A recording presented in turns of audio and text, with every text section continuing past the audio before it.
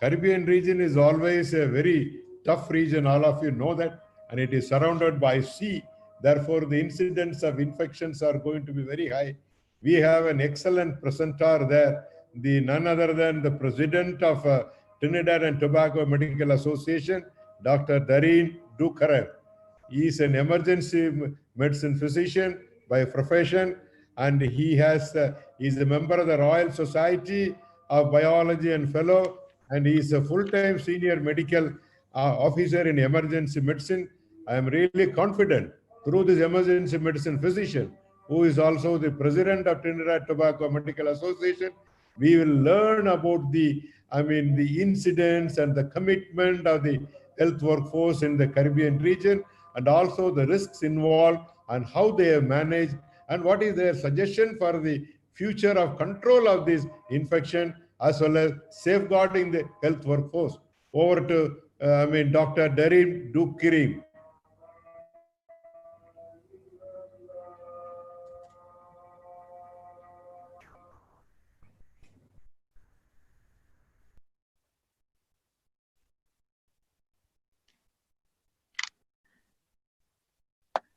So firstly, thank you for that very kind introduction. As you would have said, my name is Dr. Dukarev. I am an emergency medicine physician, and I'm president of the Great Trinidad and Tobago Medical Association. And I would like to highlight Dr. Maria Dillon Remy, who is one of our senators who is in our audience today.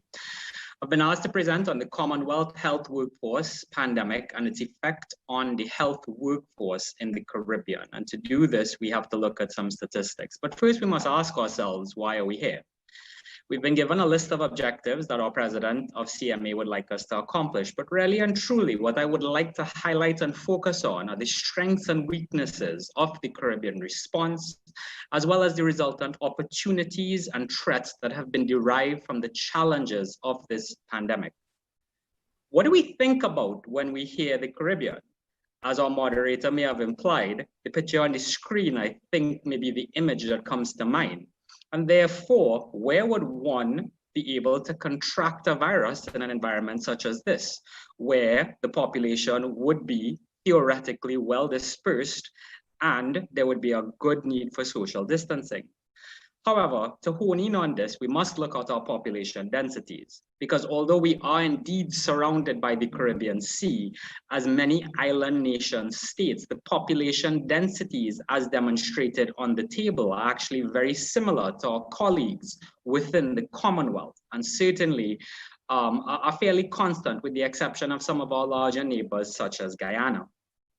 Our reality is as seen on this photo, because our economies tend to be very dominated by marketplace and sales, and therefore there's a significant amount of crowding. And as we know, this fuels the pandemic spread.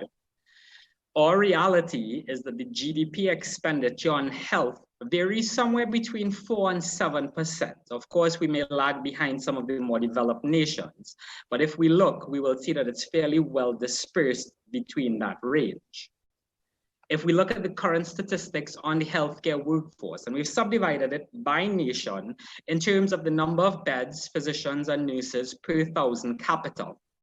And again, we see some variation depending on which island or which nation state we look at, but it is fairly constant for each one of these, and it actually is very comparable with some of our greater neighbors. So also looking at the IHR capacity in terms of disaster. Disasters are very prone to occur within the Caribbean, and we actually have a rating that is similar to even the United Kingdom. Look, however, at the last column where we highlight the NCD mortality, and this will factor into the threats that are posed to our Caribbean nations. And specifically, some of them are on the graph, but a little bit outside the curve, such as Guyana, where the NCD mortality is very high, as well as in Trinidad and Tobago. So this is a scourge that we have to deal with in addition to the pandemic. The current roles of the healthcare workforce. As in all systems of clinical governance, we will focus on education and training, clinical audit and quality improvement, clinical effectiveness, research and development, openness and risk management. And the Trinidad and Tobago Medical Association, as well as associations around the Caribbean, have focused on these things through education, advocacy, mentorship, and leadership. We are, however, faced with this great calamity. And focus now on that table that's presented to the right of the screen, because although our net numbers may not be as great as some of the other countries within the Commonwealth, the number of deaths is actually very comparable in terms of the percentages and actually may exceed in certain circumstances. What is the role of the healthcare workers in the management of COVID-19? The healthcare workforce has been seen as an essential service, as it always should have been. But it is important to note that all islands have variable access and very multidisciplinary services. We are a very vast set group of nations, and therefore what we may find in Trinidad and Tobago may not be present even in some of our closest neighbors, such as in Grenada.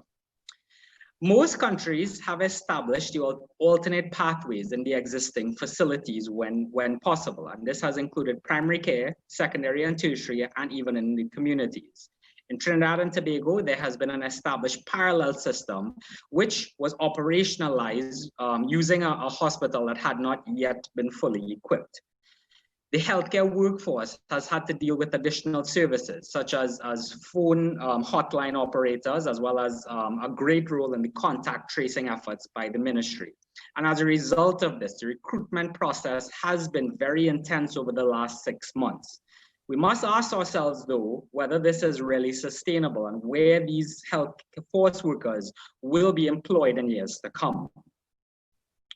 In terms of expectations, I've divided this into 2 sections. One is what is expected of the healthcare workforce, and the second will be what is expected by the healthcare workforce.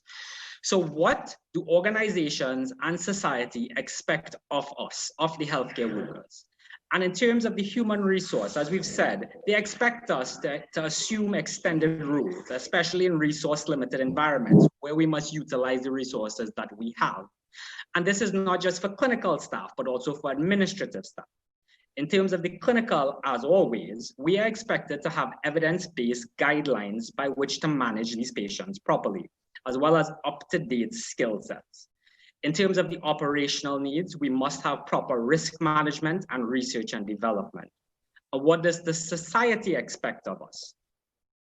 It does require service delivery, as we've said, extended roles, but also education and advocacy, because we will be those who are most educated and in a position to support the views of the ministry's administrative response. And of course, openness. Everyone in society expects us to deal with them with the due level of respect that they deserve.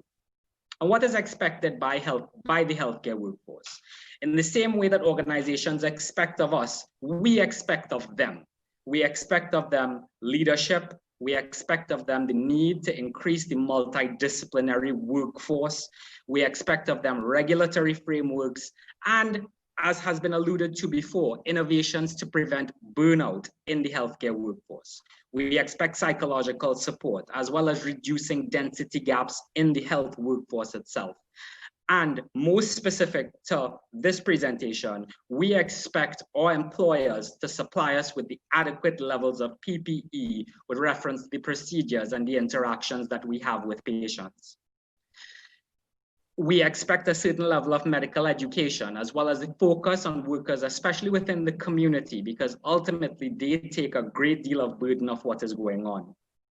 Operationally, we expect needs projections to be done, equality and equity, and then as has been said before, compensation and a certain level of insurance, given that we are in a novel pandemic and we are not sure what the standard baseline level of care should be. And what do healthcare workers expect of the society? Yes, it's always nice to have people clap for us and people accolade us in whatever ways they have in the past. But without the society's compliance, we cannot flatten the curve. And this puts not just the society, but all healthcare workers at risk. In terms of the available resources, in the Caribbean, we actually have multiple universities that graduate healthcare workers in all aspects. But it is worthy to note that throughout the Caribbean, there are fewer subspecialists, and we often depend on the importation of such persons from especially Cuba. We have often staff realignment, but one of the biggest gaps and challenges that we face in terms of the human resource is fear. fear that we will ourselves become ill as well as our families becoming ill. One of the biggest resources that we have in terms of the clinical is the existing functioning system, because most islands will have a healthcare system that delivers care. This is challenged by the inconsistent guidelines, by the high burden of non-communicable diseases. And as we know, there are a lot of hematological illnesses within the Caribbean as well. Specifically to this pandemic, we look at testing ratios and reporting, and there's actually not a lot of documented data in terms of the ratios of testing, but it certainly is something that has been looked at. And our parent body within PAHO has actually within the last 24 hours advocated for more testing to be done. On the ground, the narrative really is that the reporting timeline is what disadvantages us, because people often wait for long periods of time to get their results. And as a result of that, they're quarantined for longer and kept within healthcare institutions for longer. Another significant challenge is that we can realign staff, but this is an intense process and we must be innovative. Often some of the staff that is incorporated may not have a healthcare background, and it is very difficult for them to deal with patients who may become aggressive with them. So it does require intense realignment of thinking. I've listed a special topic as externalities. I would say an available resource within the Caribbean is the presence of international NGOs who always assist, especially those who are more disadvantaged. But often our populations tend to lack a bit of understanding, especially when the guidelines change, for instance, with mask wearing, because initially we had said that masks were not indicated, and then we had to explain thereafter why masks were actually very helpful. And to people who are not really focused on scientific endeavor, it's difficult to understand why the experts are giving evidence that may seem contradictory. So it is, the onus is upon the healthcare workforce to emphasize best care practice. I've listed alternative views. As we know, the World Health Organization has been challenged. And really and truly, this is not helpful to the delivery of health within the entire globe. So alternative views and facts. Looking on again, in terms of the resource operationally, we do have economies of scale in some of our islands, so especially in the Eastern Caribbean bloc, there is a negotiation process that goes on in the usual setting. But of course, the supply chain across the Caribbean has become vulnerable because of this pandemic and because of the need to often freight things in for use. There has been challenge in terms of the procurement of PPE, and because a lot of this has been taken up by larger economies. In terms of data, it has been noted to be inconsistent and often inactive. Data management is something that has to be on stream or become on stream for us to be able to respond to real-time needs in the healthcare workforce. One of the most difficult challenges in the operational aspect is having the ability to manage both the alternative or parallel system with the routine systems that must deliver care to patients who have needs. However, we are asking the healthcare systems to share human resource, to share operational capacity, to share infrastructure, and to share finances, and that in itself is a colossal task. In terms of the financials, I would say that there has been good political will, but the gap will be that there were infrastructural limitations in a lot of the islands. And one of the biggest challenges that I think we face is the low investment in technology, in terms of data tracking, in terms of electronic medical records, because without these things, our response tends to be not as efficient as it should be. And then, of course, one of the challenges is that we often need to source funding from external sources. Vulnerabilities, weaknesses, and threats. And some of these will be specific to the Caribbean, others will be more diverse throughout the globe. Within the Caribbean, we actually have high migration of skilled workers, meaning that although we graduate a large percent of medical staff, they are often taken up by larger economies, which is in itself a problem to our sustainability.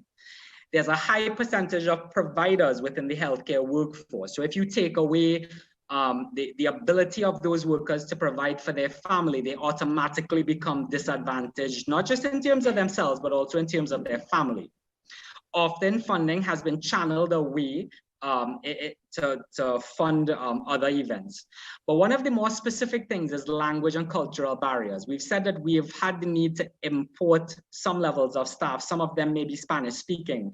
And that in itself is a problem if they come into a society where they do not properly understand or immerse themselves and have the ability to understand the specific needs of our population. We have recently been challenged by a large influx of Venezuelan migrants and therefore vice versa, because if we do not understand the language that they speak and their cultural nuances, we may not be able to deliver the best standard of care to these individuals who need help. In terms of finance, we've said before, often our countries come from middle and lower income market economies, and therefore the market pressures exerted by larger economies is marked. I would subdivide the Caribbean into two subsets. Some are tourist dependent, and therefore if we close our borders and we decrease the number of flights, cruises, and markets, this directly disadvantages the economic sustainability of some. The others would be hydrocarbon and manufacturing-based societies. And because of the decreased need that this pandemic has caused, the economy also suffers. And in addition to all of this, the foreign exchange limitation that we face decreases our ability to be able to purchase things like PPE in our global economy. In terms of national security, we have sometimes difficulty in securing our borders, and they're noted to be porous in some circumstances. And there are also challenges to the enforcement of regulations. In terms of foreign affairs, like we've said, pressure from bigger economies and refugees. On this slide, really, the environmental and agricultural would be the one I think is very important, because like we've said, the Caribbean sits within a hurricane belt, and this has affected many of our sister islands over the last year, for instance, and especially our colleagues in the Bahamas. And they must then reinvest a large part of their GDP into rebuilding, into reestablishing infrastructure and operations, and therefore their capacity to sustain emergency health systems may be impaired. There's also a high dependency on importation, and this is where we are actually very dependent on states to import things like food. And of course, these require high levels of recurring investment, which means that we may not have as much residual GDP to invest in health should the need arise. Specifically in this presentation, we must address what the effect of this pandemic has been on our healthcare workforce. And I don't think that some of these things are very specific to the Caribbean, but we must restate certain things. Psychologically, there has been a huge body of evidence relating to burnout and the effect on mental health. And this must be something that we focus on, not just for the individual providers, but also the associated stigma, and that stigma that they may face as potential sources of the virus when they go out into public to do basic things and establish basic needs. Of course, from the physical aspect, we are the highest risk for developing the illness, and there's no real data on how many healthcare workers have been affected. But suffice it to say that doctors and nurses in the Caribbean have been institutionalized for having contracted the virus itself, and the high demands that this places on the healthcare workforce. In terms of the socioeconomic, we must look at direct and indirect effects. And especially in the indirect, it's the opportunity cost, because we're required to work longer hours. And even when we quarantine people, we're taking them away from their family for a prolonged period of time. It cannot be underscored enough that this is having a significant impact on the delivery of medical education. And because of that, it is affecting the ability of young ones to gain specific skill sets and for established physicians to advance themselves within the fraternity. The Medical Association Trinidad and Tobago has embarked on a significant digital campaign, which is very different to what we used to do, in an attempt to bridge this gap. I would say one of the positives is spiritual, because I think all of us have come a little bit closer to our Lord in the last few months of life. This requires significant disruptive innovations for us to be able to get a handle on this. If we look at solutions and future projections, what must we do short-term and long-term? In the short term, human resources and departments must be able to standardize employment. But like we've said, in building this capacity, we must protect our workers. We must say that we will ensure these workers so that years from now, people cannot come back and say you did not deliver the standard of care and therefore you are medical legally responsible. We must protect the workforce. We must remunerate the workforce for the long hours that they've done. If we are saying that people are to deliver evidence-based guidelines, we must make these guidelines readily available and push towards having everyone update themselves clinically. And this includes PPE training on a recurrent basis, because without that, we are all at risk. And as has been said before, we must improve the advocacy programs, and especially in terms of research and development to build that culture.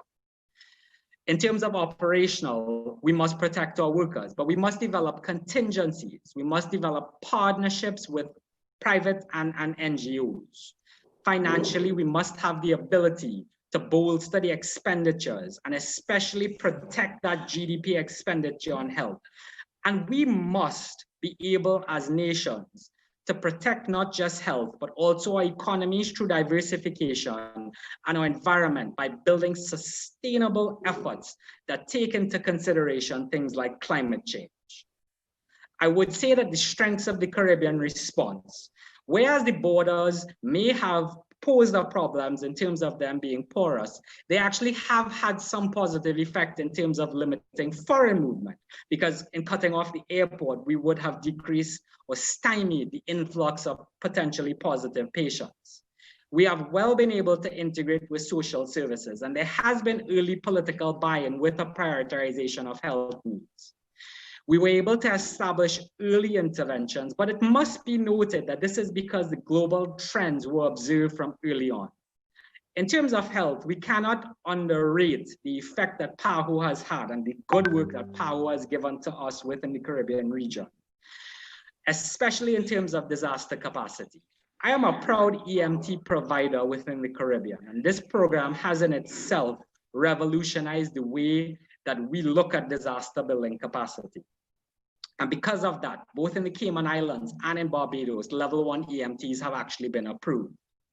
I've been asked actually to mention that we are very familiar with operation in a resource limited environment. So having a squeeze, so to speak, is something that we are familiar with.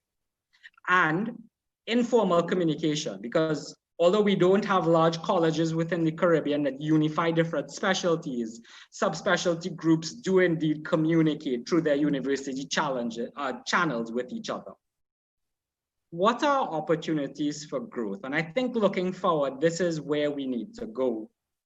If we are to grow our human resource, we must focus on safety, the mental health and well-being of our employees through EAP programs. We must focus on not just the employees, but also on the families holistically and being able to deliver care and well-being. And we must be able to deliver hard and soft skills in terms not just of IQ, but also EQ and AQ. Clinically, this is a fantastic opportunity that will push us in the direction of digital health in terms of social media for sensitization. But we must protect medical education. We must build a research culture. We must encourage primary care delivery at home to prevent an overburden on our hospital systems.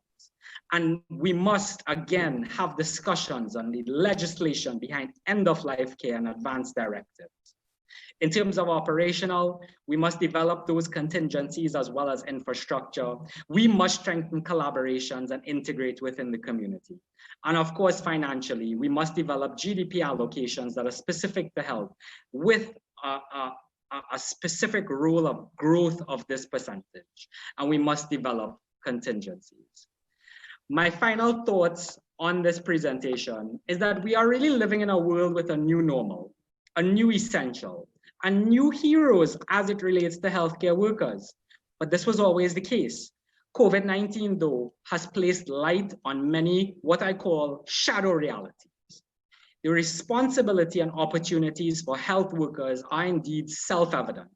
And it is imperative that we are provided with the tools, opportunities, and protection to be efficient. as a member of the health workforce team, I am indeed humbled and honored to be here today to speak amongst you great luminaries and to this most esteemed panel. I thank you all for your time, and to Mr. President, thank you for allowing me this opportunity. Good evening.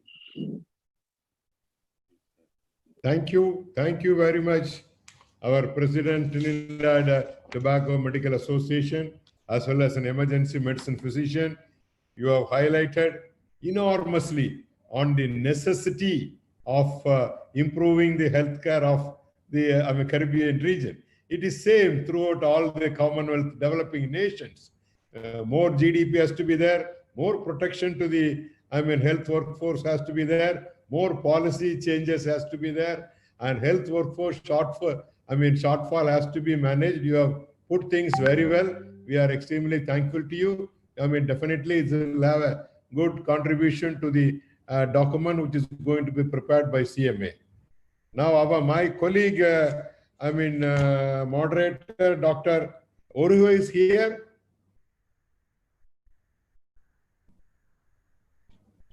Dr. Nosakare Uruhu. Yes. Yeah, he's there. Thank you very much. I request you to take over from here. Can you hear me?